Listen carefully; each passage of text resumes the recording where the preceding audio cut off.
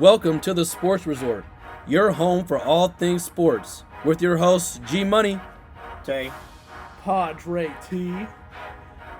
and Connor. Let's get to it.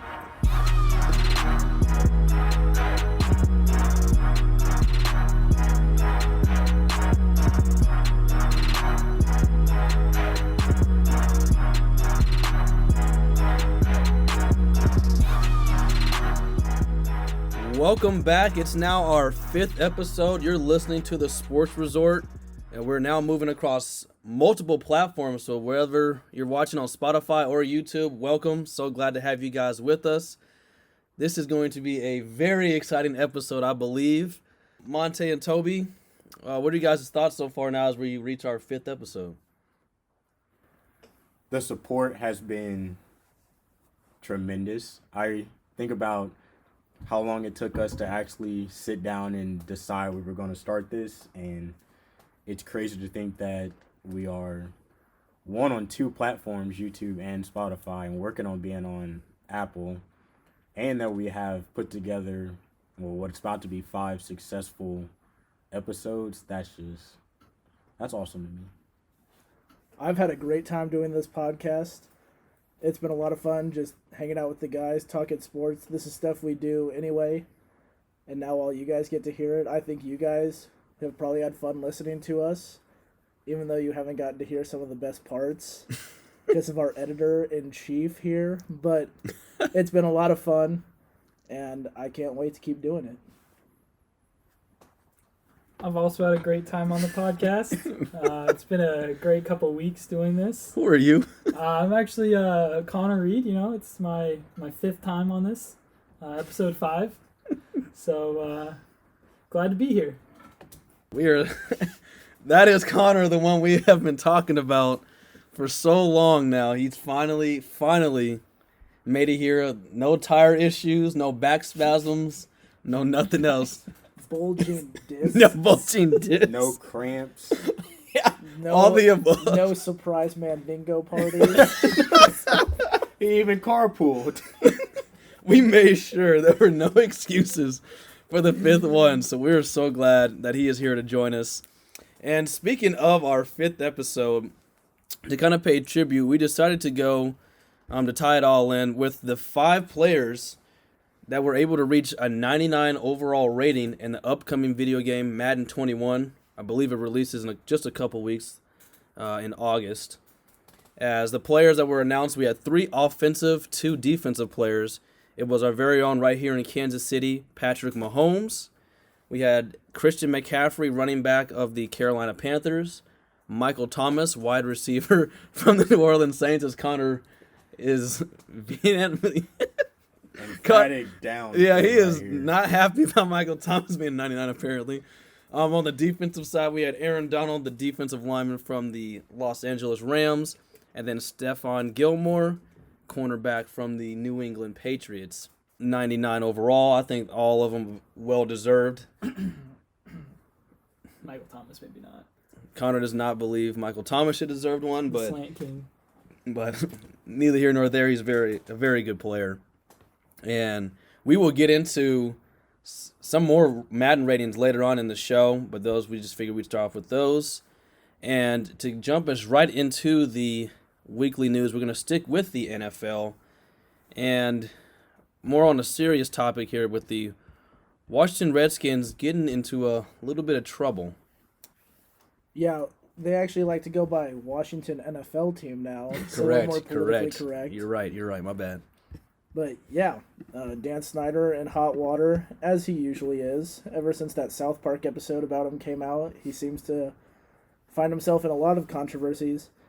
This one was particularly strange because the news that something happened with Washington came out prior to us knowing what actually happened. A lot of rumors went around the night before.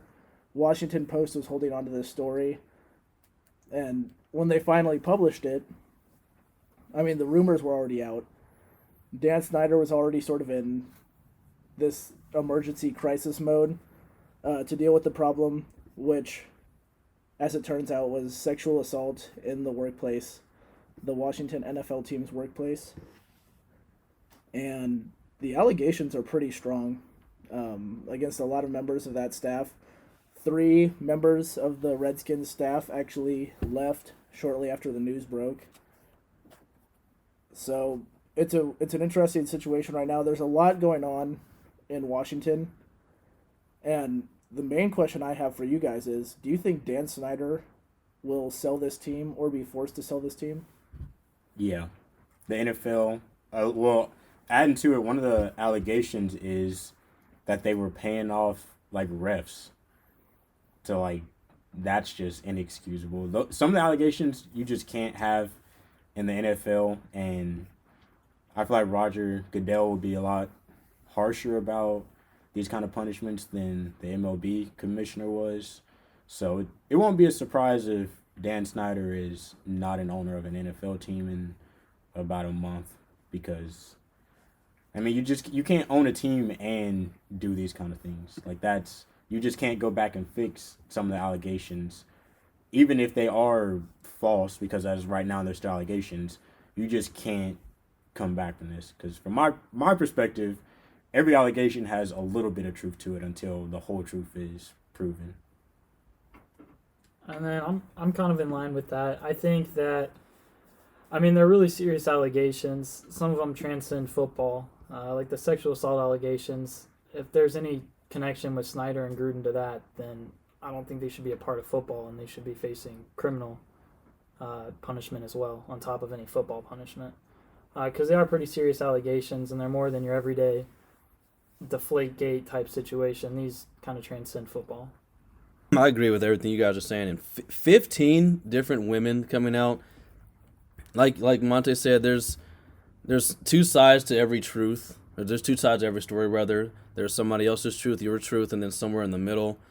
I don't think 15 different women just woke up one day and just incompletely made this up. So sexual harassment / assault within an organization, there's no room for that. And I don't know. I think it's hard to take. I mean, we saw how long it took for the Clippers to kind of pull the plug on their previous owner, Donald Sterling.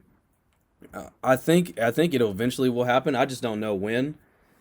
Just because it takes the other owners to stand up and say something. You know, these guys that are kind of all one and the same. They all are kind of like in a tight fraternity almost. So it's going to take these other owners to stand up and say something about it, which, as we've seen in the past, you know, they're not too big on saying anything that could possibly lose them fans and money. Money's their main thing. So I don't know. I think it eventually will, because, I mean, you can't have sexual harassment, sexual assault, cheating, and being accused of being racist due to the previous name. Yeah. Like that's strike 1, 2, 3, and 4 for me. So they've got to go, or he's got to go rather. I don't know when. It would be nice to see him go ASAP, honestly, and like his response too is just really been not to say anything at all. He just kind of sits back, and Dan Snyder's what I'm talking about. He just doesn't say anything really. He just kind of, until he's forced to, and that is just really not what the NFL should be about, or really has been about. And I think with how serious these allegations are, I don't think you can just sit back and try to wait it out. I mean, these aren't just your everyday cheating. A lot of this is like criminal allegations. The tough part about ousting an owner is a lot of these guys who have all this money aren't held accountable the same way, because money talks. And a lot of other NFL owners, maybe not allegations this serious in the workplace, but I mean, we saw the Robert Kraft story. Jim Irsay in Indianapolis, he does all kind of stuff, weird stuff. You know, owners have always had sort of a weird track record in the NFL, but if the money talks, then it's hard to get them to leave. I do think that Dan Snyder, he actually ordered in his own private investigator to assess the culture of the organization. So this private investigator is going to come in, and if they brought her in, she finds something, I'd say he's as good as gone. I think he's gone just because of the minority stake owners wanting to sell. I think they'd rather keep the minority owners and find a majority owner than lose all the little pieces. If the wrong person picks up enough of the little pieces, you got a pretty wide difference of cultures there. And I mean, this is kind of a weird time to be doing a private investigation when all your players are essentially at home. All your staff, for the most part, is still working from home. Like, they're not going to see much around the day-to-day, business of the Washington NFL team at the moment. Yeah, but this also could be the best time for that, though, because now, I mean, you have more time to do anything. You have more time for interviews, more time to, kind of get to the bottom of it. So while there's not too much going on due to the delayed training camp and everything like that, I think there is no better time to do it. And, I mean, Dan Snyder himself hasn't had any allegations directly against him. It's all just been the organization. So I think that does speak some volumes there. He hasn't necessarily been named, but he's the owner. And, it starts from the top down. So even if he directly, I heard this on ESPN. It's unacceptable either way, because if he didn't know, how are you running an organization? There's things like this going on in your organization that you don't know, or he did know and you just allowed it to happen. So either way, in my opinion, you got to be gone. And that leads us up to someone who I thought was going to be gone. Chris Jones signing How? a 4-year, $85 million contract. I'm pretty sure $60 million of it is guaranteed. Yep. The Chiefs just went from last season not being able to take us out to Texas Roadhouse. Now they got everybody signed up for $500 million for 10 years and $85 million for 4. It's getting scary in the NFL. Real scary. Yeah, a lot of people are really questioning how they did this. They also have to be reminded Mahomes' deal doesn't go into effect for another 2 years. So he'll be playing on his rookie for half of this Chris Jones deal. But yeah, we all thought Chris Jones was gone, for sure. We thought, no way, they're going to have the money to re-sign him for what he wants. And Chris Jones got exactly what he was asking for. He might have got more. Might have got more. And I think this is, again, a good move by the Chiefs GM. If the window for competing, as everybody says, is going to be hampered by Mahomes' deal in the future, which it won't be. But if that's what people are saying, then people have to be ecstatic about this contract for Chris Jones that keeps him here, keeps the pieces intact. The big question mark for the Chiefs now, because it was Chris Jones, now it's both tackles and Travis Kelce are free agents after 2021. How do you pay them? But the Chiefs front office, look, they prepped for this too. They drafted Lucas Niang 3rd round. They're going to let one of those tackles walk for sure.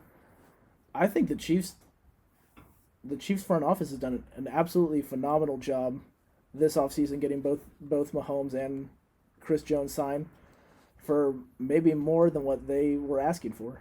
Yeah, I think Veach has done an amazing job keeping everyone around. But, yeah, I think he's done an amazing job. But then, yeah, they're going to run into a problem in 2022 with Schwartz needing money. And they're going to want to keep him, even if you let the other tackle go. But Kelce also, although he's getting older, in 2 years you'd think he could still keep up his current level of play. And he's going to need a lot of money too.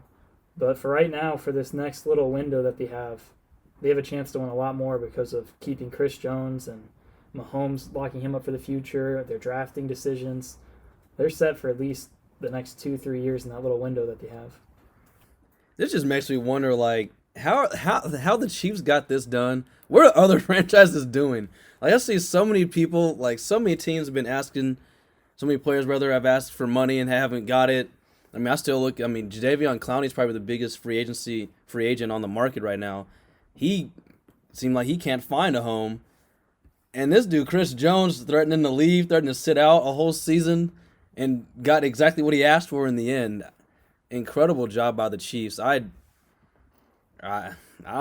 lost for words. I don't know how they did it. I understand that Mahomes' contract doesn't kick in until a couple years, but still, I mean, they already paid Frank Clark They had like during the $100 last season. Yeah, at the end of last season. We said a couple episodes they had like $40 to their name. Now they're signing a man for $85 million over the next 4 years. Just unbelievable. But congratulations to Chris Jones.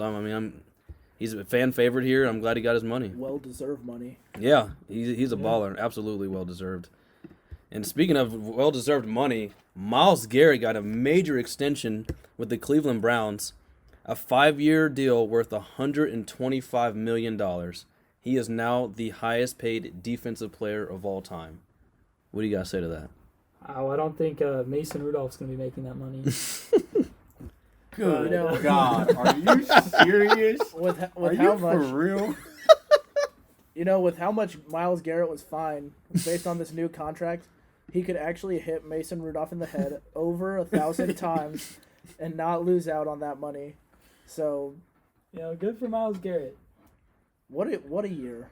What a calendar year. A sack per game, great start to the season. You get away with aggravated assault with a weapon on the field against your arch rival. You signed the largest contract of all time. What a year. And people said 2020 was a disappointment. Not for Myles Garrett.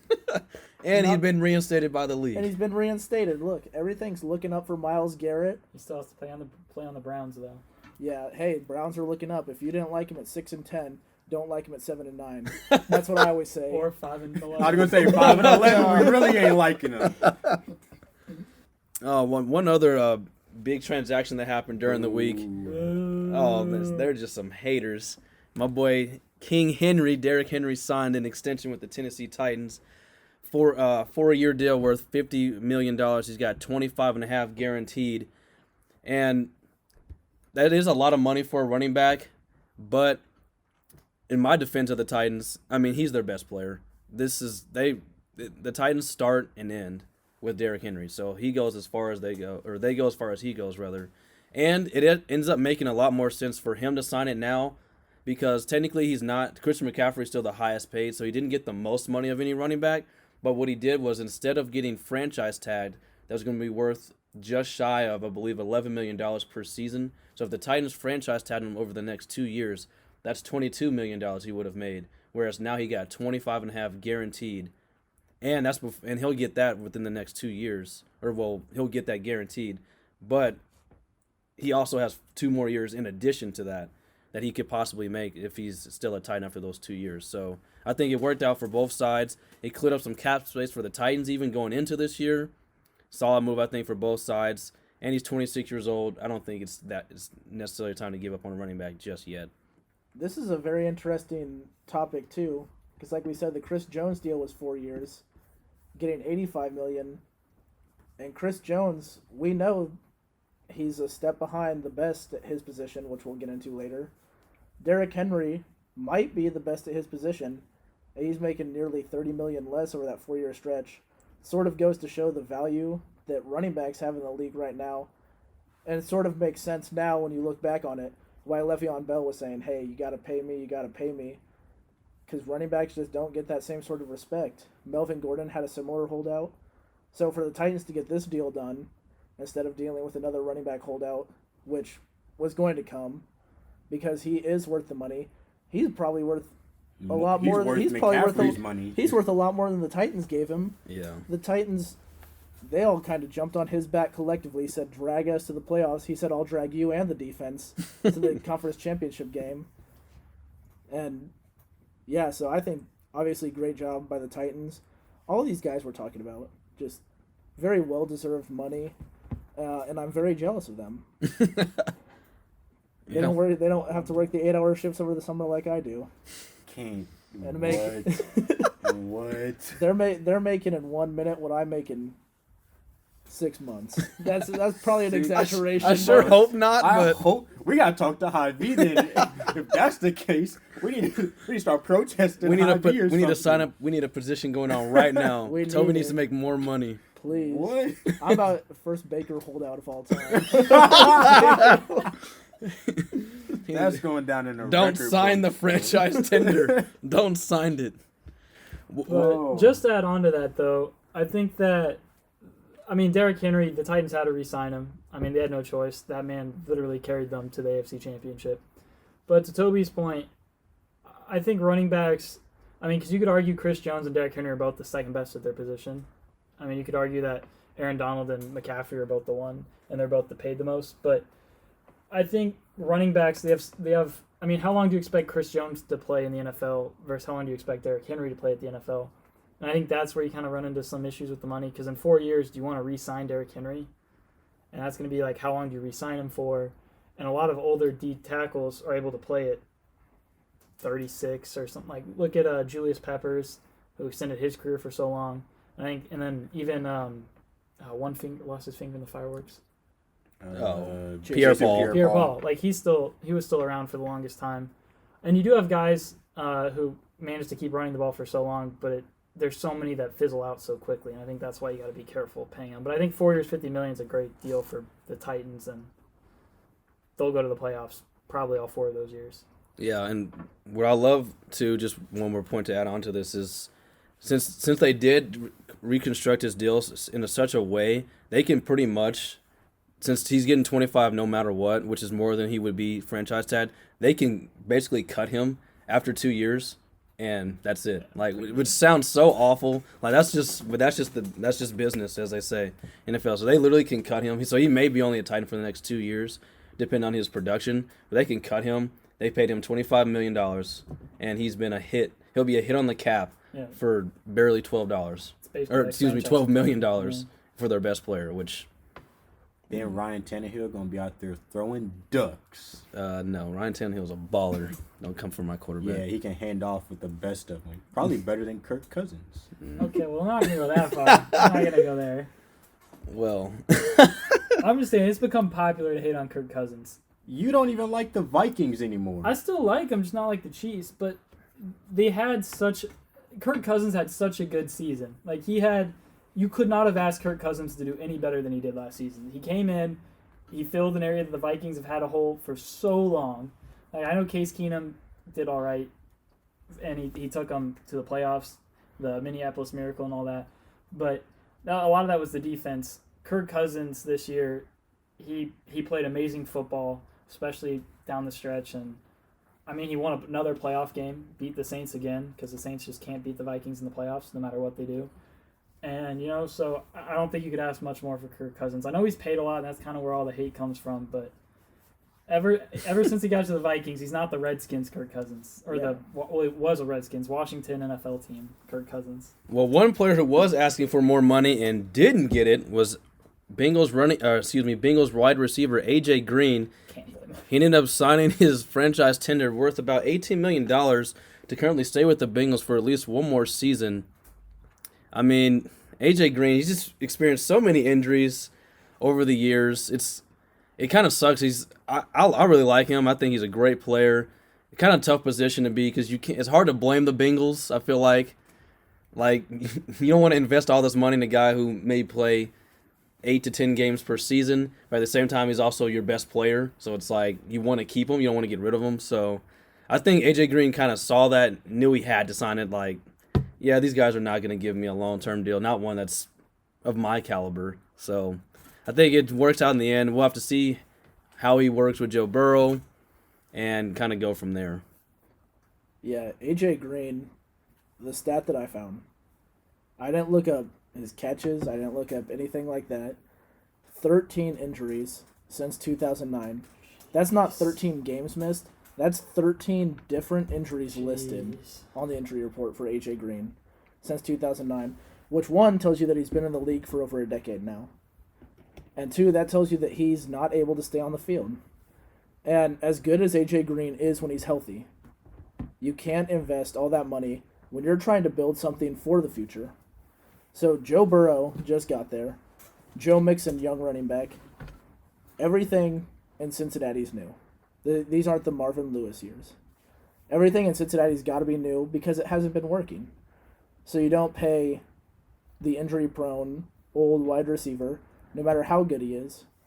So for AJ Green, who's still getting paid $18 million a year, not too bad. I think, yeah, this is just a deal that had to get done. Maybe he signs somewhere else next year. who knows? It's all about staying healthy for him, I believe. But yeah, I don't fault the Bengals at all. AJ Green track record of staying healthy is just like Connor showing up on the podcast. Sheesh. He'll play one game every 5.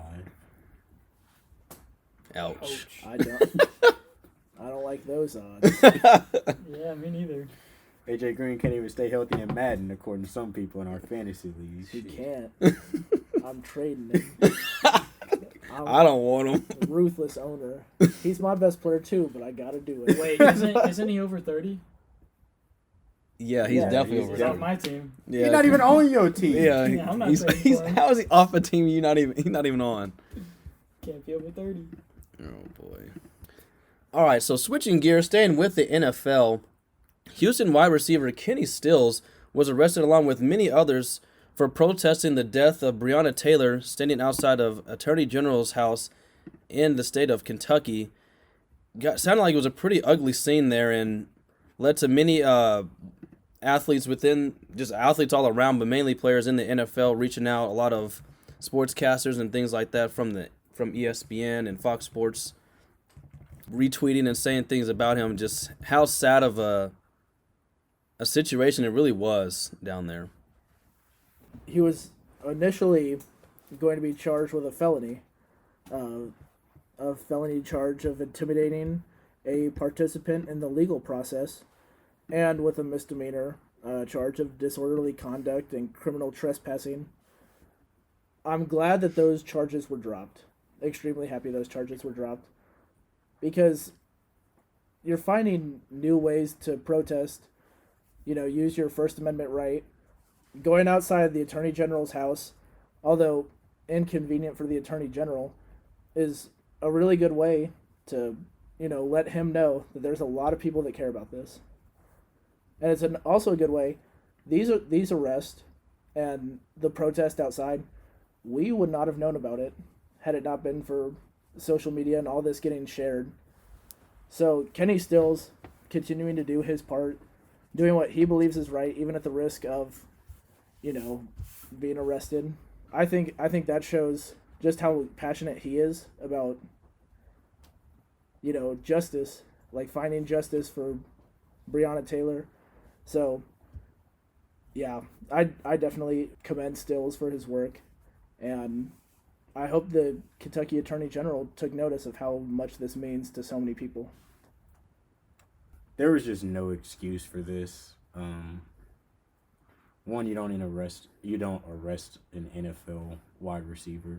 I think there's so many celebrities who get mixed up in things and get a slap on the wrist or the announcement comes out and it's unidentified person or whatever.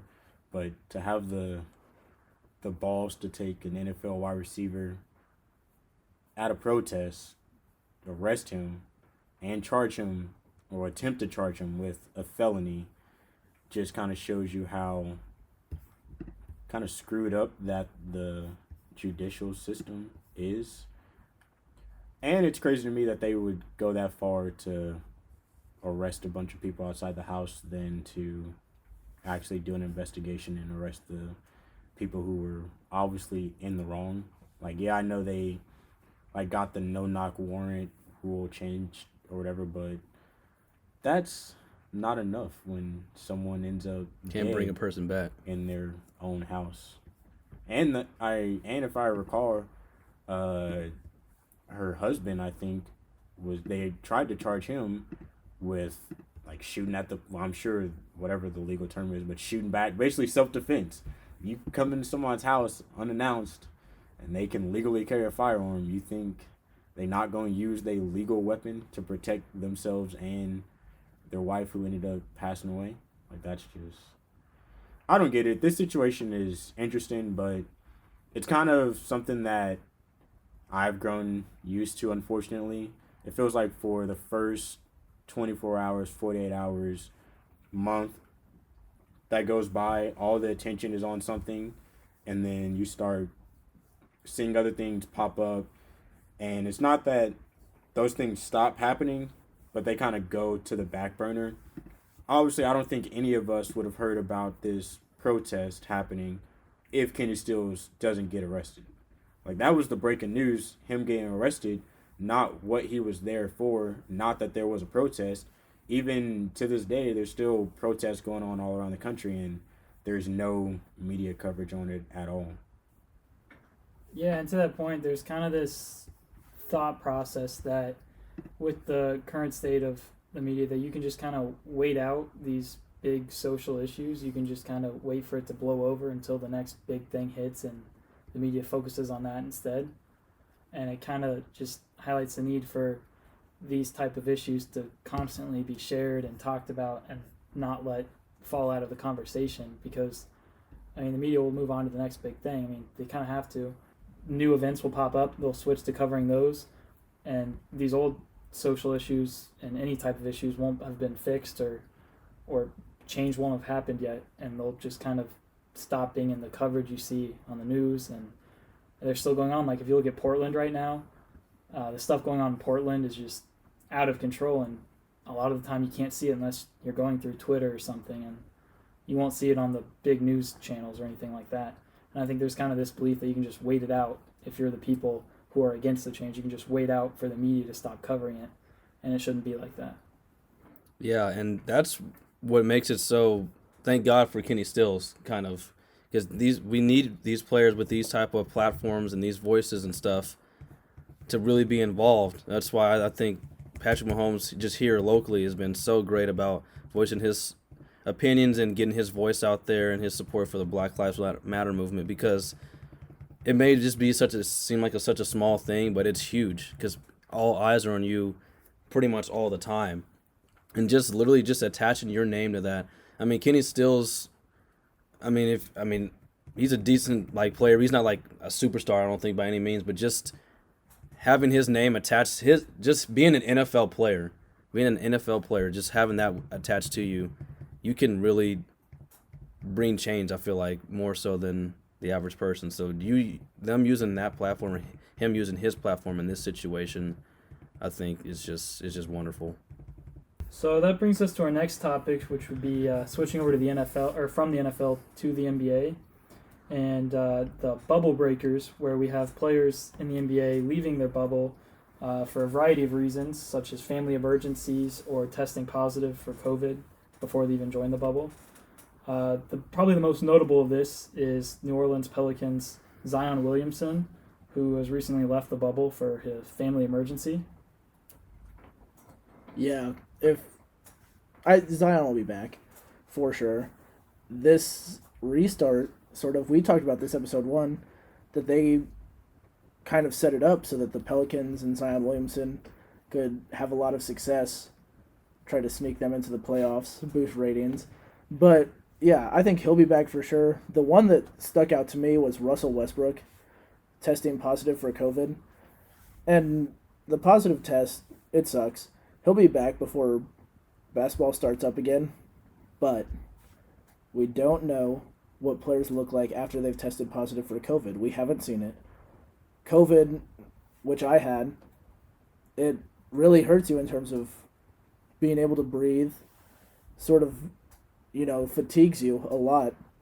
And so for a guy who plays as many minutes, logs as many minutes as Westbrook, plays as hard as he does, and plays on a team where they're essentially counting on 2 guards to carry them the whole way, how much would having COVID affect him coming back off the restart? Because a lot of people have it in their mind that he's been less than stellar this year. The numbers have only taken a slight drop. He's still averaging near 28 points per game, 8 rebounds, 7 assists. This is a key cog who, if he's not the same, pretty much diminishes any chance the Rockets had of doing absolutely anything. So that's the name that really stuck out to me. Yeah, the name that stuck out to me was the Bucks' best player, Eric Bledsoe, testing positive for COVID. Oh, no. Oh, boy. Yeah, that's how I felt, too. I was like, oh, no, the Bucks are done for. Eric Bledsoe can't dribble the ball up the court. Yeah. Jesus. As a Celtics fan, now that Bledsoe's out, I feel a lot more confident. Yeah, Lakers in 4 now. Maybe in 3. If it's possible. Yeah. Well, the Clippers are going. This is why Connor hasn't been on the podcast. Well, there was some guy on the Bucks. He was playing pretty well before the season stopped. Who? What? George Hill? A Campo. Well, I believe it was like a Campo. Giannis. Yeah, look for him in the future. He might be something real big when he grows up. I just think he needs When I to grow up, put I some more want to be muscle on there. famous. I could do all the stuff he does if I was 8'1". And that leads us to the individual award voting. It's taking place before the restart begins, which I think is a good idea. Like you said, a lot can happen with this. We haven't seen players coming back from COVID. We haven't seen players. Some players haven't touched a basketball in 2 to 3 months. Why'd you emphasize basketball? Because we have some creative people on the podcast. Very creative. But yeah, I think it's a good idea. Of course, every coach is going to come out and say that Giannis should win it or LeBron should win it or whoever their player in the running forward should win it. So it'll be interesting to see who's voted in. I think they should do awards for after the restart. I think they should, just go with the times, do a COVID award ceremony. I'm sure the players will take interest in it, I'm sure. I think that'd be kind of fun too. At the end of the year awards when everybody's zooming in to watch it, and you still got Westbrook dressed up like he's going to the Kentucky Derby there on Zoom. I think that'd be fun to have like the COVID award. I think the reason they're doing this right now is you don't want to forget the majority of the season, which happened way back in March, because you come back in 8 games and say some guy, Damian Lillard miraculously leads the Blazers to the playoffs, and he averages 48 points per game like he did during that one stretch. Well, then all of a sudden you sort of forget what happened during the whole season, and you're like, this guy Lillard could be the MVP. And based on the overall body of work, I think it has to be done over the majority of the season. So it is going to come down, like MVP, we already know the candidates. We pretty much know the candidates for all the awards already. But I think it's a good idea to vote on them right now before the restart happens. Most definitely. You cannot include these next 8 games and try to give out an award based on that or be a part of that because, these guys have not played an actual game since March. We're now rapidly approaching August. Like, you cannot do that. And, and I think that's just such a small sample size, too. It'd be one thing if they had maybe a bunch of games to play. If they, actually try to, finish the regular season or something like that, then that's a different story if you wanted to add that in. But 8 games is not enough, I don't think, to include into the voting. So I'm glad they're doing that. And like you said, I think we all kind of know who the candidates are for pretty much each one. So I think that I'm honestly ready to hear them now. They could have been and done this a while ago. So I'm ready to hear them. Yeah, I agree with that. And I think no matter what they chose to do, they were going to take some heat for it. Like if you waited and did it, there'd be people upset. If you did it now, there's going to be people upset that their player didn't win it, and they think that those 8 games could have changed the vote. But I think it's the best they can do in this situation, and maybe it'd be a good opportunity to do a best player of the playoffs type award. I know we have finals MVP, but that kind of just covers the final series. But with only 8 games until the playoffs, maybe for a post-restart award, you could do best player during the playoffs, most surprising player, something like that. Just bring more playoff awards into it instead of just the typical finals MVP. And think about for the players, if you win an award like Bubble MVP, nobody else is going to win that award ever again. You're going to be the one and only Bubble MVP. Well, we hope. We hope. You're going to be the one and only Bubble MVP in NBA history. That's something that's pretty cool, I'd say. Only COVID champ ever. There is no way in hell Zion should win Rookie of the Year. No, it should be Ja Morant. Yeah, I think we all agree he's played too few games. The numbers that he put up in those few games were incredible, but you got to play a certain number of games. And they weren't too much better than Ja Morant's numbers. Obviously what he did was unreal, but Ja was still very much deserving.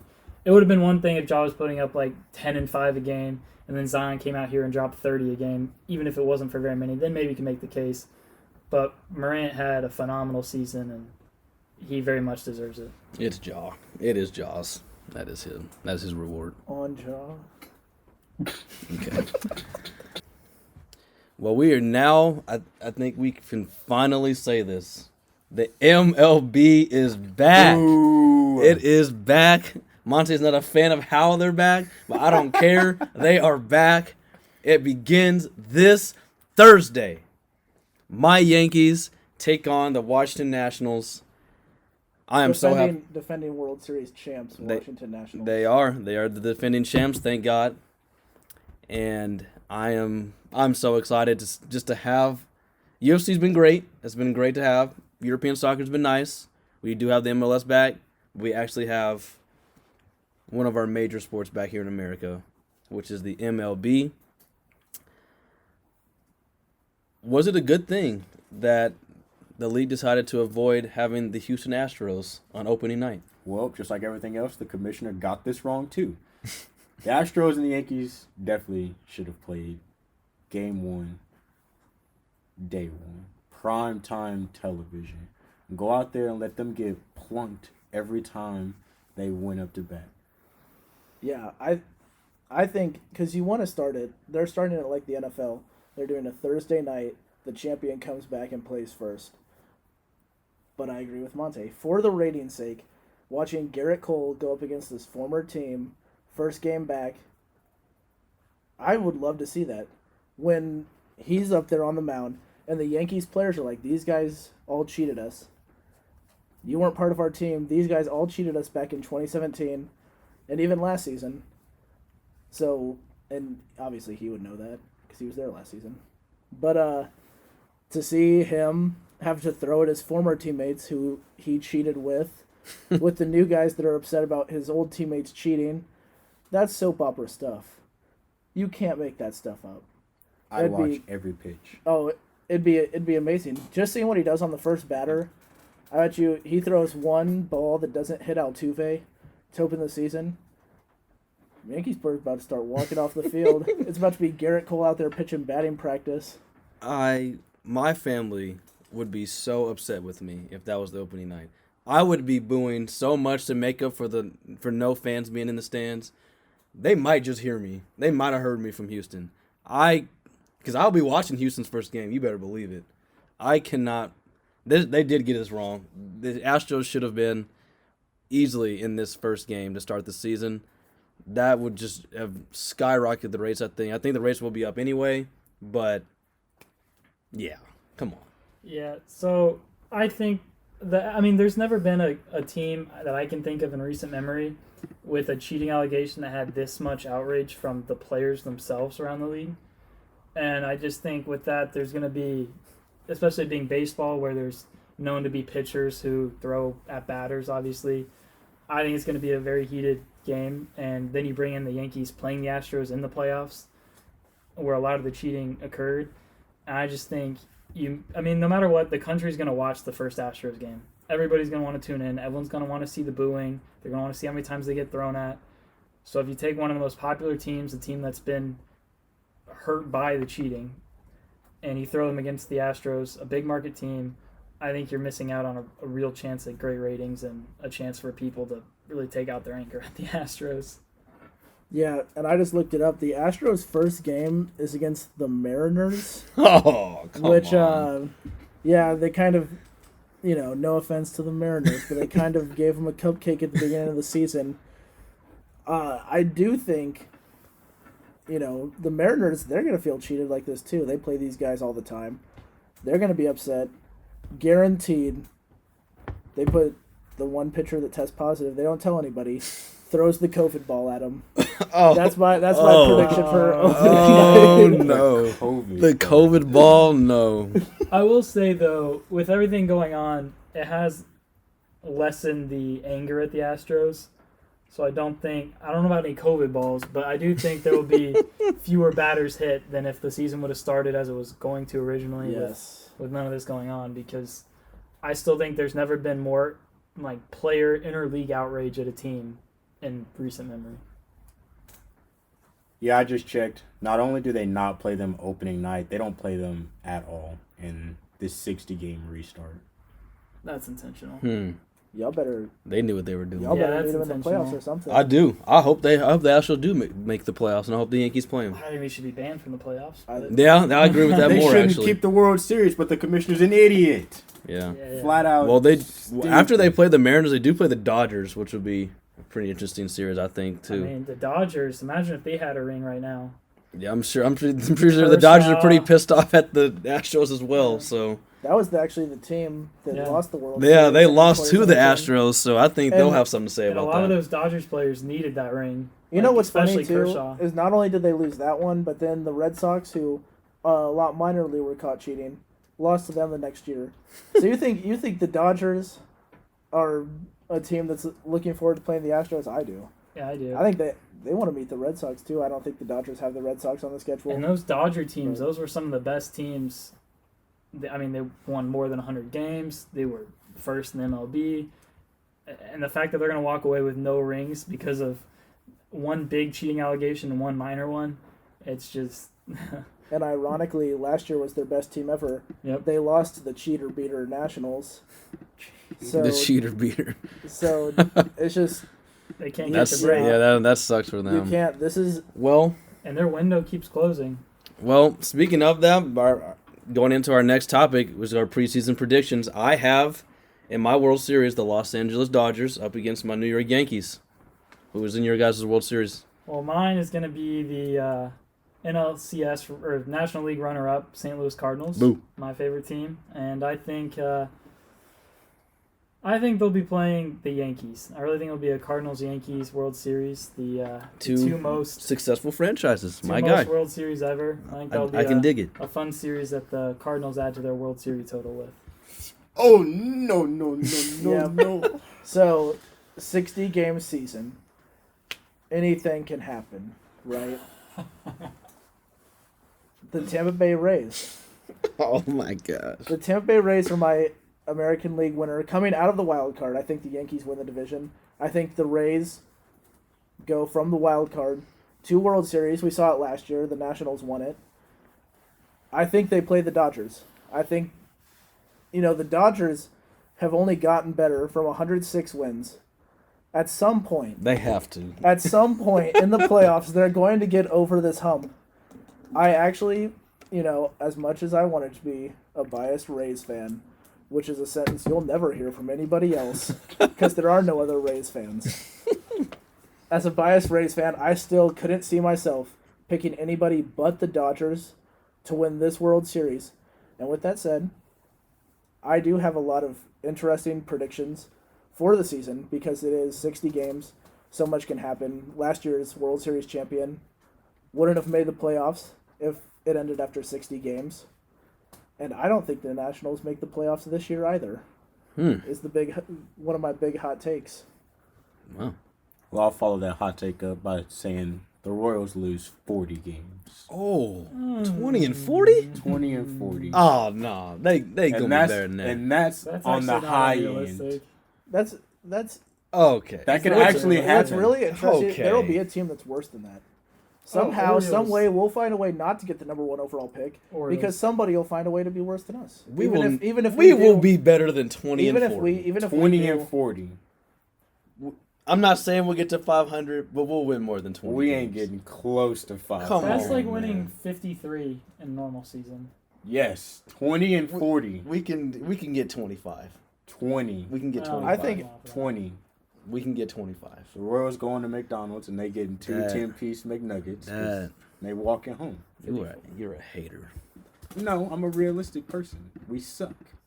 The only thing our catchers can catch is COVID right now. Well, they got over it. Okay. Yeah, Sal is back. The Texas letting you know. Rangers would have made the playoffs last year at 60 games. We have a chance. I'm giving every team this year a chance, except the Orioles. But I'm going to give the other. But I'm going to give the other Except the 29 teams a chance to do something. It's too bad we didn't Well- have this podcast back when that guy went like 0 for like 80. Well, yeah, Chris Davis. Yeah. Yeah. Well, my World Series prediction is the Dodgers versus the Yankees. Yeah, Dodgers, MLB 20, they pretty nice. Got a 1-0 victory over Gannon last night. Mookie Betts steps right in and contributes to the team in the outfield and especially in the batting order. So, Yankees, Dodgers is my World Series prediction. So transitioning to more local sports, moving on from the Royals. Sporting Kansas City almost dropped a heartbreaker Friday? That was Friday night? Yeah. Played, who did they play? Colorado. We played Colorado. Yeah, they played Colorado Rapids, and boy, let's just say we were not happy with how that game was going. Colorado gave us some charity, got 2 red cards, so we spent majority of the game playing 9 versus 11, and we did the most embarrassing thing I think the city has seen in quite some time, and given up a goal with 2 extra men on the field. But we ended up pulling away, won the match 3-2, as we should have. Should have been a lot more, but there's definitely a distinct difference between watching MLS soccer and Premier Soccer. MLS, they were a little more team-oriented, and the Rapids were a little bit more team-oriented when they had 9 men on the field and still scored against us. Yeah, and we don't have to dance around it. It's worse than English Premier. We can, we don't have to say team-oriented. We can just say worse, because it is. But it's fun. This is a fun brand of soccer. That game, Monte was there. We were watching it. I was very upset with Colorado during that game, and I let my TV know about it. So it is. These are exciting games. Can't wait to wake up at 8 a.m. to watch the next one. Yep, Sporting is they're due up this coming Wednesday. They play at 8 a.m. against our bitter rivals Real Salt Lake. Boo. A win, and Kansas City is in. We are for sure moving on to the next round if we do indeed get a W. A tie gets a little dicey. It kind of depends on kind of how the other groups maneuver around, because that will lock us in for I believe, the 3rd place in our group. If we lose, it's not looking good. So Sporting KC definitely needs all the support they can get. Yeah, come out and show your support as they play at 8 a.m. our time, Central Time. I believe on ESPN2. Against fake Salt Lake. There's a real and there's a fake one there. This is the fake one. Bunch of fakers. Some news that is not fake, unfortunately.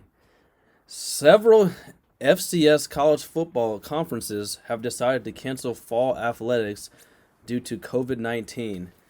This is something that, unfortunately, I kind of saw coming. Something that I think a lot of people saw coming. Just not what we wanted. But it's hard to fault these conferences. I mean, you want to be in the best interest of the players, as well as the students and everybody else involved. It just sucks. It's smaller schools, but nonetheless, it still was college football. And, I mean, we still have quite a bit of time before we get to when the season was supposed to start. So I'm just wondering right now if it's going to reach up into the FBS conferences. Yeah, this is not a good sign that these schools are canceling. The FCS schools haven't been dominated this bad since North Dakota State a few months ago. And, yeah, at the FBS level, I think they'll hold out hope as long as they can. But, yeah, not looking good with these FCS conferences canceling, because this is D1 football still. That's canceling games, canceling seasons, So I did a little research, and most of the conferences that are canceling fall athletics are having more hybrid or strictly online classes. I think as we get closer to, when do you leave? Most colleges are starting around the 15th of August, I'm pretty sure. Mm-hmm. So I think as far as football goes, as long as classes or schools are still having in-student classes, I think the football players and the fall sport athletes may be on a different, class schedule or different rules and regulations in terms of keeping them out of the normal student body. But I feel if we're having on-campus classes, if you've got hundreds of thousands of students transitioning in and out of dorms, then y'all can put 53 people on a bus and play football against each other. it sounds like the SEC is going to happen just as it normally does, since that's how the southern states have been reacting to all this COVID stuff. Yeah, they really don't care. Not at all. People are traveling, people doing whatever they want to with this COVID stuff, so they don't care at all. Yep, I can picture it now. The Mississippi State fans down there. You're not taking my football away. Football began below the Mason-Dixon line, and it's not going anywhere. Well, all right. Well, they thought COVID was staying in China, and guess what? It's all over everywhere. It's all over the place. I could ask Mississippi State grads to point to China on a map. They couldn't do it. They didn't. We know could it was probably ask coming. some Indiana grads or fans to do that, and they probably can't do it either. Whoa. All they know is Indiana, just their own native land. Okay. I can say it out Florida. Have you seen all the crazy stuff Florida people do? Yeah, okay, so if you are listening to this, pause the podcast real quick and Google what happened in Florida on your birthday. You will find some wild, crazy stuff. Just type in Florida man and then your birthday. So mine is a Florida man tries to wrestle with two sharks. And, yeah. So that's mine. That's crazy. Mine was Florida man wrestles with two loan sharks after his housing payment fell through. Very upstanding Florida man. Except he just doesn't have his finances aligned. Okay. I did this one time. I don't remember what mine was. I just know it involved a major car accident. Oh my God. So I don't know. Stay safe down there. I have family down there. Stay safe, y'all. Please. Yeah. And if you're listening from Florida, we love you guys. You know. We do. I love Florida. Yeah. Well, I just Googled mine, and, well, it's an interesting one. May 27th, Florida man arrested for grand theft after trying to walk out of a store with AK-47 stuffed down his pants. Yeah. That's just not an effective way to run away from the cops. There's Florida in a nutshell for you. Most of you do know, or some of you know, if you know anything about me, I did play college football, and I played in the MIAA, which is a conference in Division II. And I've spoken with some of my good buddies up at Missouri Western, and they've kind of shared some light on kind of what their life will look like here in the next coming months or so. So, kind of interesting. I don't think anything's set in stone yet, but based on what I've heard, is that it looks like the MIAA will be playing a 7-game season. So they'll start about, I think it's either the last week of August or the first week of September. They'll start like a regular season. They'll play 7 games. They'll stop, it sounds like, right the first week in November, right before Thanksgiving break.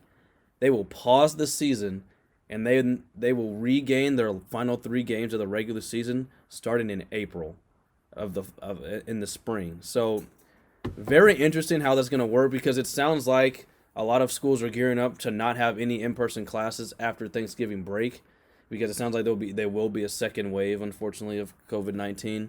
So interesting to see. I don't know if that's what the FBS and D1 divisions will follow. That's just kind of what I've been told, just from the conference that I used to play in.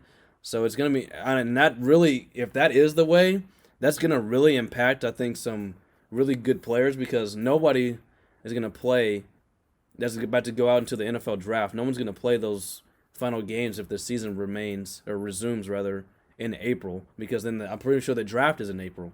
So that's something to keep an eye on. I have not heard anything. I have friends who still play D1. They have not heard anything. I don't even think dudes in the NFL know what's going on.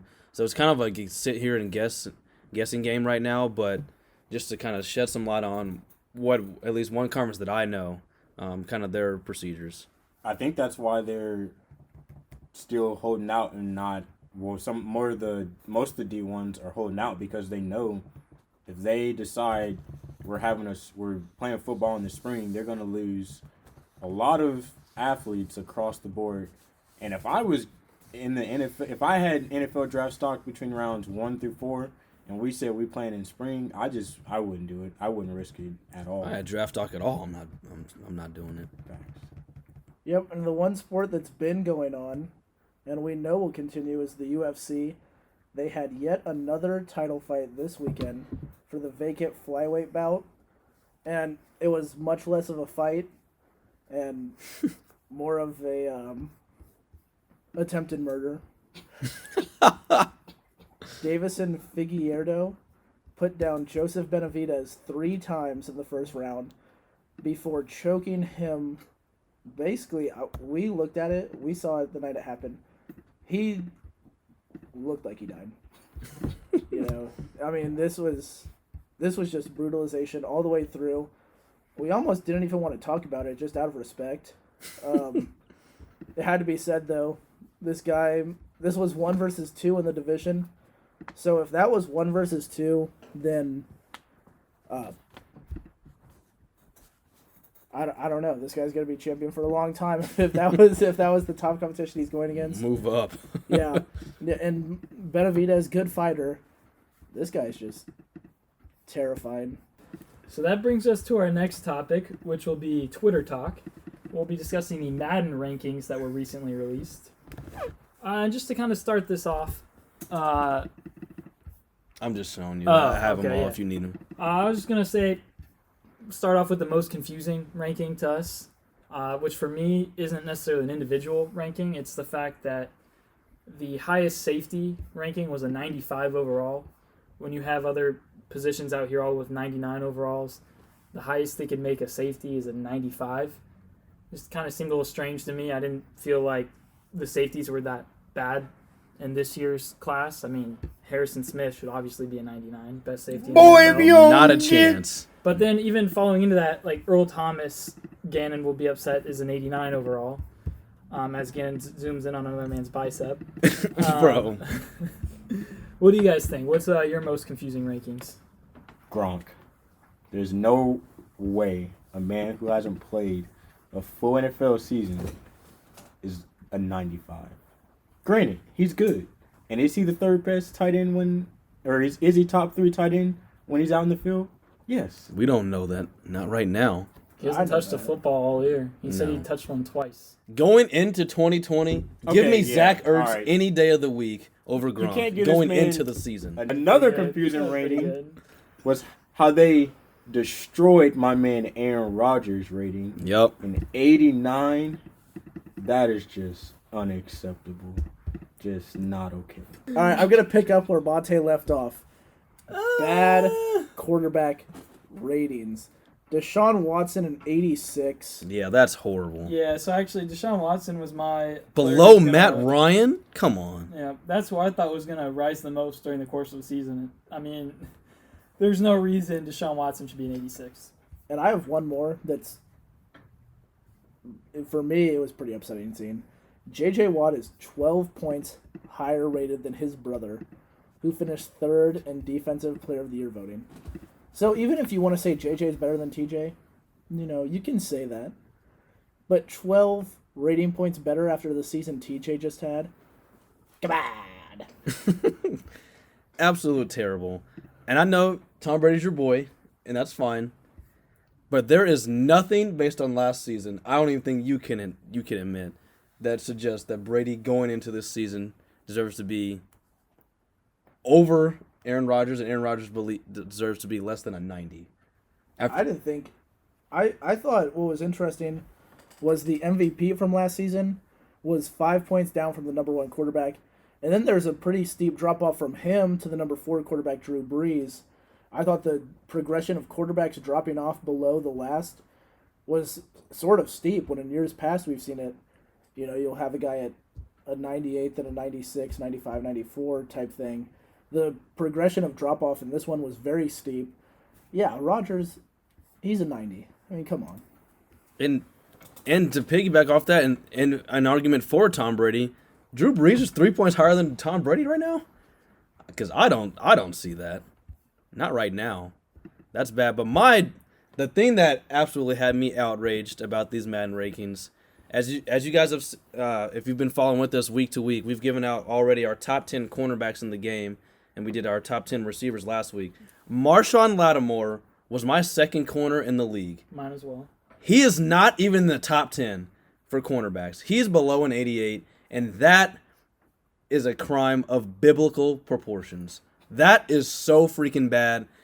I love me some Richard Sherman. I think Jair Alexander's great. Tre'Davious White's a beast. Jalen Ramsey at a 94, and Marshawn Lattimore is not even an 88. That is horrible. I don't know I don't know the names of these people who make these rankings. That is terrible. I don't know what you watch. That man is a lockdown corner week in and week out, and he's not even in the top 10. That's terrible. Well, yeah, but also Richard Sherman shouldn't be in the top 3. I mean, What? Richard Sherman had What? Richard Sherman. Not only did he get exposed in the Super Bowl, like we're not going to even go into that.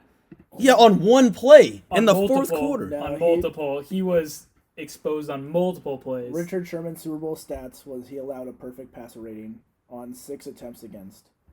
The one play that we all remember was Sammy Watkins with his besting face him. in the grass. But one game I don't think. And during the dictates regular the season, ranking. though, he was not. He was just fine. He was not the third best corner in the NFL.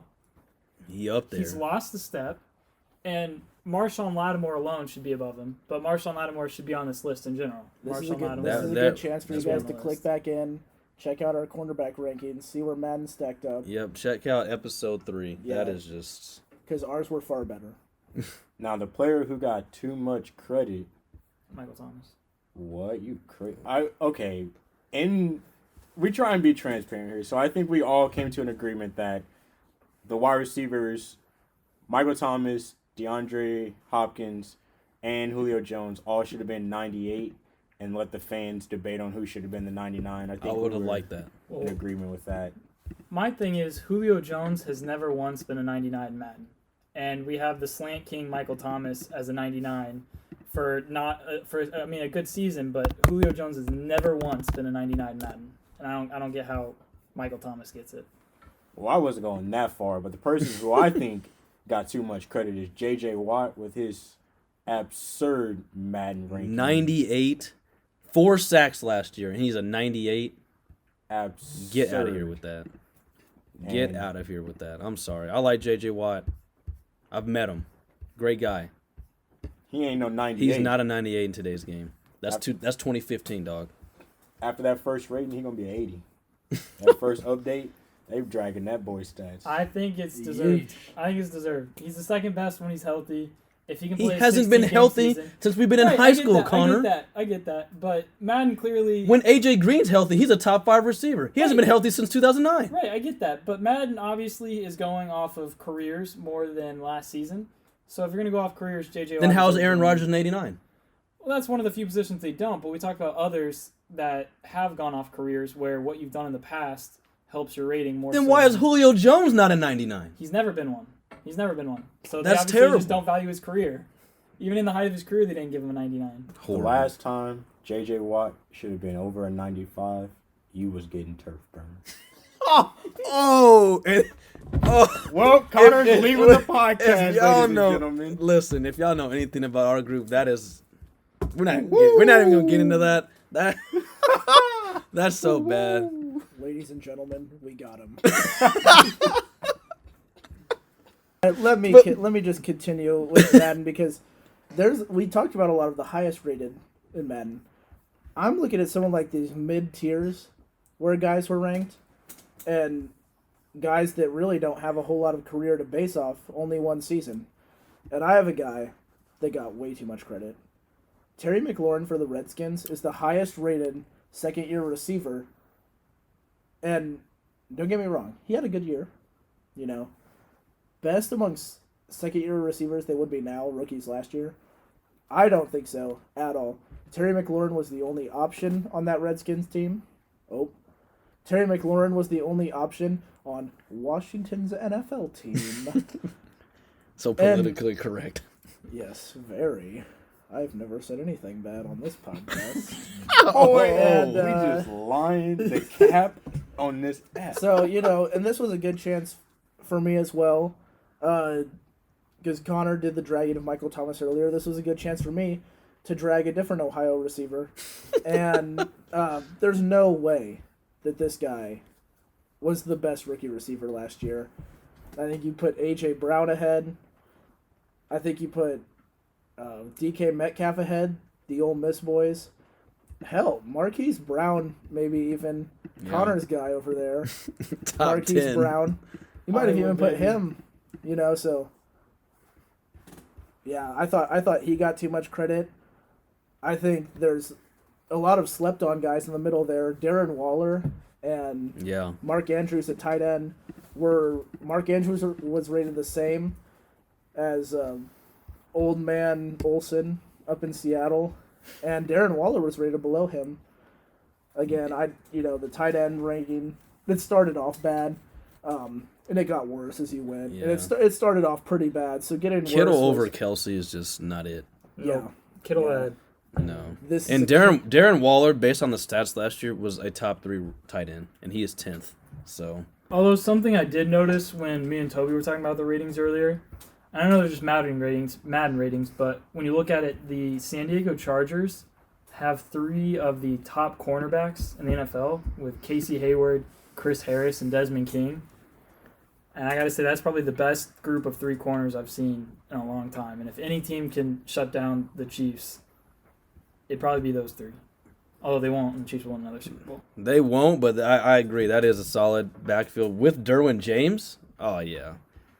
But it doesn't matter. Well, they offense yeah, trash, so they're gonna be on the field too damn much. All they So gotta do is draft Tua. they bound to get burnt. It's more venting time for me. Kyler Murray was ranked a 77 in Madden. Rookie of the year. Rookie of the year was ranked a 77. Joe Burrow is ranked a 76 without having played a game yet. He's 1 rating point below last year's Rookie of the Year. I had Kyler Murray when we wrote out this outline. I had Kyler Murray as my guy who would rise the most over the course of the season, along with Patriots quarterback Jarrett Stidham, who they ranked at a 61. Only What was one way to Easton? go. What was Easton? Probably better. 61. Yeah. Question, Kyler Murray was a 76 this coming- 77. He's a Madden 77 in 21. Madden 21, yes. Yeah. There are rookies rated higher than Kyler Murray. Yep. Kyler Murray's going to be my biggest riser. So I think this might be the year Madden finally dies. Jeez. Oh, man. So sticking with football, we're going to, with what's been become one of our favorite segments here, we're going to end on a top 10 at a different position each week within the NFL, basing off of rankings that we found on CBS Sports. This week we're going with Ryan Wilson's list of top 10 defensive linemen in the NFL. And as you can see in front of you here, got the list. He started off with 10, Javon Hargrave, followed by J.J. Watt, Connor's boy, at 9. Calais Campbell for the Ravens at 8, Cameron Hayward at 7, DeForest Buckner at 6, Fletcher Cox at 5, Grady Jarrett at 4, Kenny Clark 3, followed by Kansas City's own Chris Jones at 2, followed by number 1, which is Aaron Donald. We all decided to give our lists, and as you can now see in front of you here, we started off with Connor's. He went with Vita Vea at 10 for the Buccaneers, Grady Jarrett at 9, Kenny Clark at 8, Fletcher Cox at 7, Campbell at 6, Buckner at 5, Hayward at 4, Chris Jones at 3, Watt at 2, Aaron Donald at 1. And then here's Toby's list, so what he decided to go with. Eric Armstead of the 49ers, Jarrett at 9, Campbell at 8, Watt at 7, Kenny Clark at 6, DeForest Buckner at 5, Fletcher Cox at 4, followed by Cameron Hayward, Jones, and Donald to finish 3, 2, and 1. Monte's list has J.J. Watt at 10, Calais Campbell at 9, Jarrett at 8, Geno Atkins at 7, Fletcher Cox at 6, Jones at 5, Buckner 4, Kenny Clark at 3, and then Hayward and Donald rounds out his list, followed by mine, which has J.J. Watt, Calais Campbell, Grady Jarrett, Akeem Hicks at 7, Cameron Hayward at 6, Kenny Clark at 5, Buckner 4, and then Chris Jones, Fletcher Cox, and then Aaron Donald to round out my top 3. Pretty similar names. I mean, they're all just kind of in just various order, but I think for the most part we pretty much agree with Ryan Wilson. I think he has the best list so far of the ones that we've kind of graded on, and I think that, I don't know, what are you guys' thoughts on these? Yeah, so his list, like we said, it's pretty good comparatively to what the others had.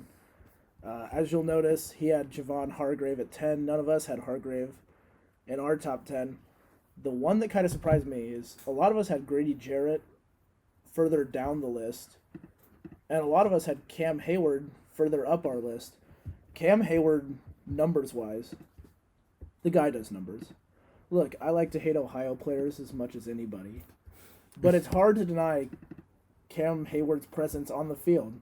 And me, being the Bengals owner in Madden, knows how good Cam Hayward is in the middle there. I mean, the guy, he's a stopper.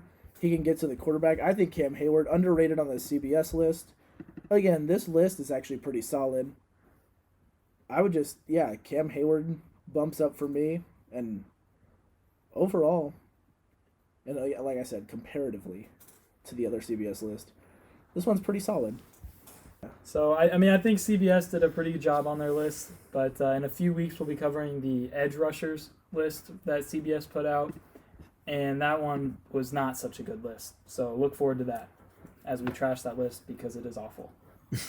Well, with keeping theme, not only are we trashing the CBS list, we're trashing Connors. This time he's in person, so he can defend himself. All right, he put J.J. Watt at 2.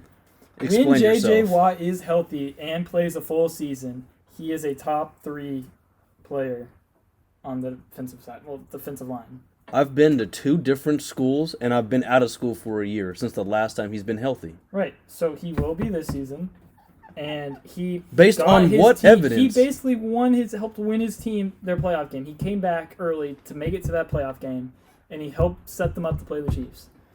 And Where was he at when they got, 40-something straight put up on their defense? Where was J.J. Watt at then? nobody in the NFL could stop the Chiefs' offense. You could put Aaron Donald on that. 40 straight points. I didn't even see Aaron Donald in the playoffs. Where was he stopping teams? Whoa, first of all. And also, his remember that quarterback is Rams Jared game Goff. where the Chiefs put up 50-something? Where was Aaron Donald that game? He had a sack, and I think he almost scored. Right, but he still gave up 50. So if J.J. Watt got a sack, was it okay then? But he Chiefs didn't. game? And he had 4 total sacks all season. So he was 1 sack away in the Chiefs game of doing what Aaron Donald did then. No, Against the I know he had 8. I don't know what all Aaron Donald's stats were in that game. But if Aaron Donald can't stop the Chiefs' offense, why should J.J. Watt on the he didn't Super stop Bowl? nobody's offense, what I'm saying. He stopped the Bills' offense. The Bills. And they really didn't. The Bills just blew it in the end. And he was a part of that. When he plays, he is one of the best defensive players in the NFL. But yeah, see, my thing for Watt, it's like we talked about with AJ Green earlier, it's just the inconsistency of playing time, not the way they play, but how much they play, is a huge factor for me. Because, like everybody says, the best ability is availability. And J.J. Watt hasn't shown that he has that anymore. The guy's getting older, the guy's getting more beat up, so I think going into 2020, that's why he ranks so Right, far and down on our I don't list. disagree with that. And Just on mine, I wanted to give him the respect he deserves despite his injuries. Yeah, and I Yeah, think in an overall career, most definitely. He's one of the greatest to ever do it. And I think he still has the potential to have that level of play. I think if he can come out here this coming season and stay healthy, I think he can put up numbers similar to his brothers. Well, Lord knows the Texans going to need him. They're going to be on defense. Well, they traded away a their whole lot. team, so yeah. They're going to be on they're gonna defense need a help. lot. Your daily reminder that DeAndre Hopkins got traded for a Doritos bag. And some And- bubble gum. But then they gave the bubble gum back. And by the way, I noticed on our list too, we all think Chris Jones, top 3 defensive tackle, except for the Broncos fan in the room. So I would like. Do for I need you, to explain? I would explain what I would want you to explain is Why are DeForest you a Broncos Buckner fan? ahead of Chris Jones is the only one that I wonder about. Because I mean, Kenny Clark, he puts up numbers too. I think me and you, we both looked at the numbers today because you got some numbers guys up there. Yeah. Yeah. So I'd like to know the DeForest Buckner one over Chris Jones. Okay, well. I'll go with stats. Just stats to start off with. DeForest Buckner, 7.5 sacks, added 2 more in the playoffs. 9 quarterback hits, 46 hurries, 39 run stops. Chris Jones, 9 sacks, 20 quarterback hits, 4 pass deflections. DeForest Buckner was 1 on a much better defense.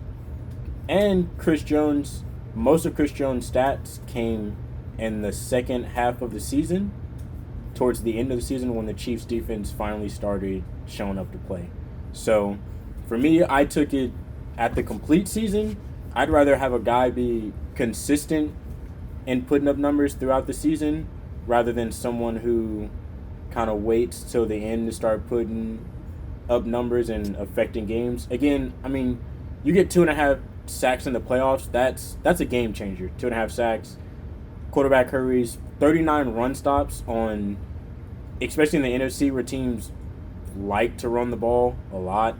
That's why I put him at 4. Chris Jones, that's not taking anything away from him, but I mean, I'd like if he could do half of what he did last season, he could arguably be 2 or 3 on this list.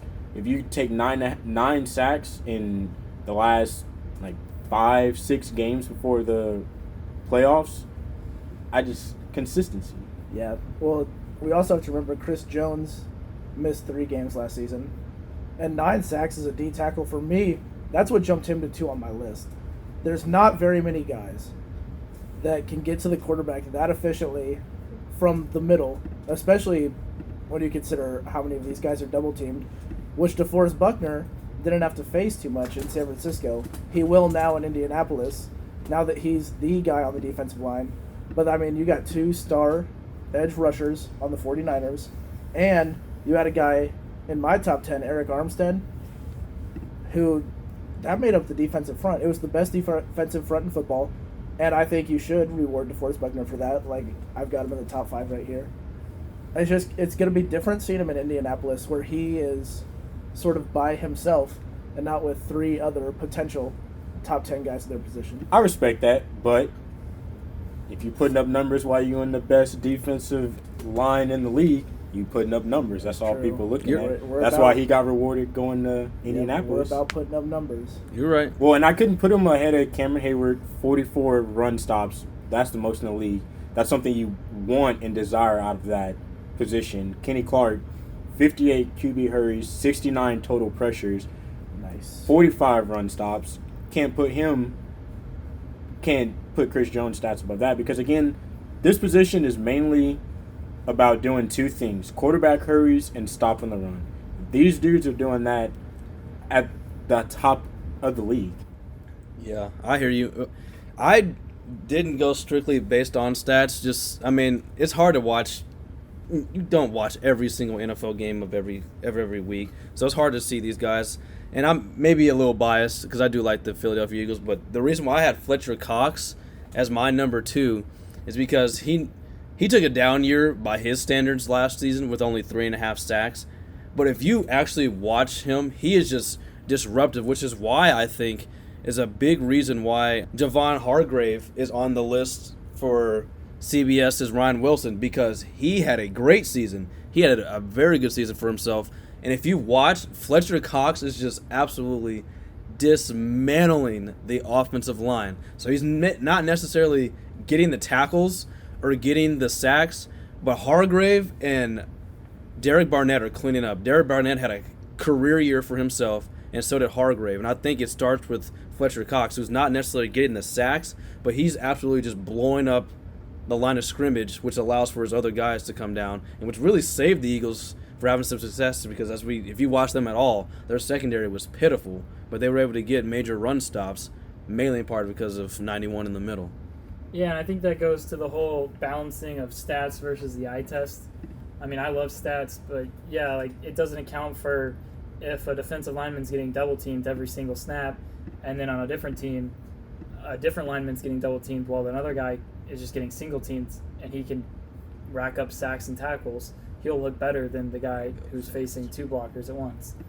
Yeah, so that's why I'm glad we all put Aaron Donald at 1, which he rightfully should be, because there's the guy that takes on the double and sometimes triple teams and still puts up better numbers than everybody else that we got listed right here. Imagine having 12.5 sacks, and that's a down year. Yeah, he led the league in tackles for losses. They said, what happened to Aaron Donald? That was the subject that was being talked about. Is Aaron Donald deteriorating? Guy led the league in tackles for loss, and he was 12.5 sacks from a D tackle, D end hybrid spot. But yeah, when you have 20.5 the year before, 12.5 seems like a pretty pitiful number. And teams are changing their entire game plan to stop him from getting those sacks. So that's going to free up opportunities for other players. So I think you do have to find a balance between just the stats and the eye test, obviously. Yeah. And that's, to that. Yeah, that's why I put, like Gant was saying, that's why I put Cox at 4, and I put Grady Jarrett down at 9, which was almost reverse of the CBS list. Because I feel like you don't change an offensive game plan when you go up against the Falcons. You've got to against the Eagles. Because Fletcher Cox, like Gant said, you're not running the ball. You just see it. You see that offense, they can't do what they want to do when 91's at his best. Well, they're not changing offenses for Connor's number 2 because he ain't on the field. They have, and they will next season. Well, on to our final thought. Any last final thoughts, Connor? We'll start with you. First episode. It was a lot of fun. I've been here a few other episodes, so I don't really know why the big deal about it. Must have been a ghost then. I just wanted to save up my takes because, as we know, the teams Gannon cheers for are not always the most popular teams around. Says the Vikings and Hoosier fan. And Chiefs. We're all Chiefs fans here. What? But no, it's been great, and hopefully I'll be able to be on all the future episodes as Hopefully. What you mean, hopefully? You better be here. I should potentially be all the future episodes if things go according to plan. Potentially. Maybe. Y'all Possibly. hear how uncertain that is. My final thought is, it's actually kind of crazy that you showed up, bro. So as I was driving over here, I'm like, dang, I'm gonna have to give a eulogy tonight because this man is having his funeral. We're gonna post it all over social media. We were going to have. People a were funeral actually gonna think you were dead. Yeah, well. Yeah. I have had at least 2 people ask if you were a real person. Really? I have. They asked, "Are we just like doing this just to be funny, or if Connor's a real person?" I was Connor's like, Thoughts is a very, very positive segment for our podcast. Yeah, maybe we should bring that back. Maybe just talk about my thoughts for a whole section. Oh. No, we're Yeah. good. We're good. We can end the Maybe show we should now. do that. So we're going to do Connor's thoughts. So let's break it down. I think the Pacers were the most underrated team of the 1990s. Oh, I gotta go. And I think a lot of people talk about if Jordan wasn't around, the Hakeem Olajuwon Rockets would have won a few more championships. However, they are wrong, and the Pacers would have left the decade with 6 rings. And they would have 6? filled every single Jordan year would have been a Pacers year. And just follow that up.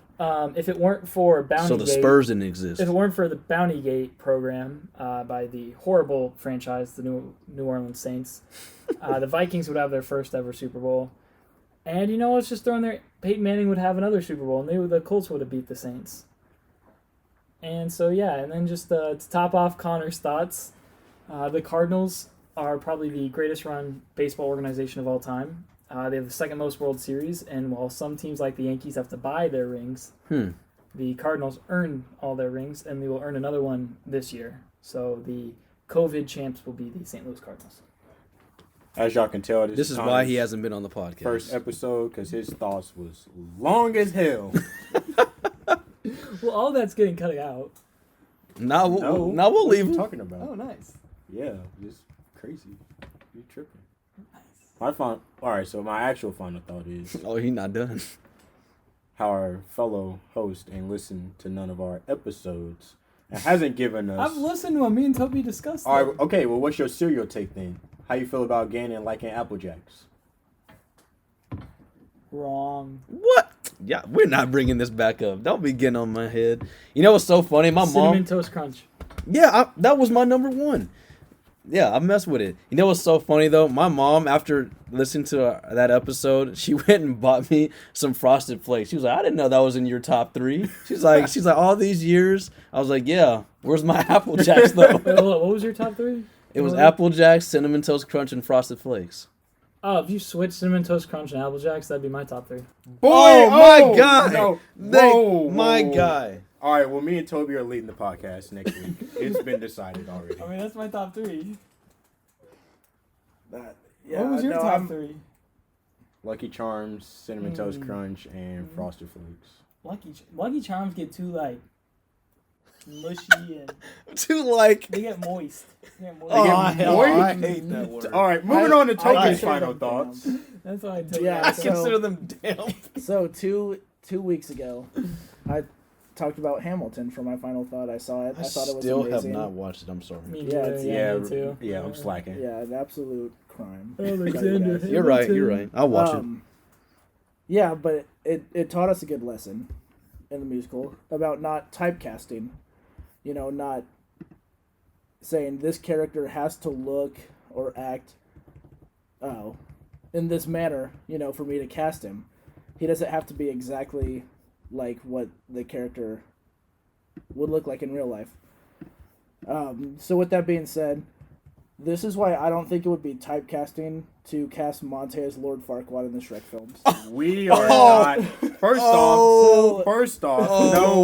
no, we not finishing this. Oh. We not finishing this Bro. final take. Hey. Gannon got an ogre is girl. 100% Puss in Boots. Oh, Why? the Whoa. disrespect. Gannon Whoa. loves, Gannon Boy, loves I'm- Spaniards, wants to talk in that accent. Actually, He's been learning Puss in Boots Spanish on take all the Duolingo. girls. Gannon also has a fiery temper that he can't control. If you played video games with him, then you'll know this. just like Puss in Boots. He'll try to act sweet. You know, he thinks it's sweet out here until it's too much for him. What Then does that he mean? thinks he's real. Look, Puss in Boots, cat eyes. Then I'm serious. I got the blade ready to stab you. And Yeah, by the way, I have not stabbed anyone. Yet. Yeah, and also he's just the tiniest little thing, Puss in Boots. You know. Okay, You know, I still think that. Strings of God. bro. I mean, for Monte being Lord Farquaad, look. Is Monte the most likely among us to break up a wedding? I believe so. Yeah, I You can know. do that. I think so for sure. Would Monte live in a giant house to overcompensate for him being called Yes, tiny his whole 100%. life? I 100% Yeah. agree. Monte's looking for a big house when he moves away.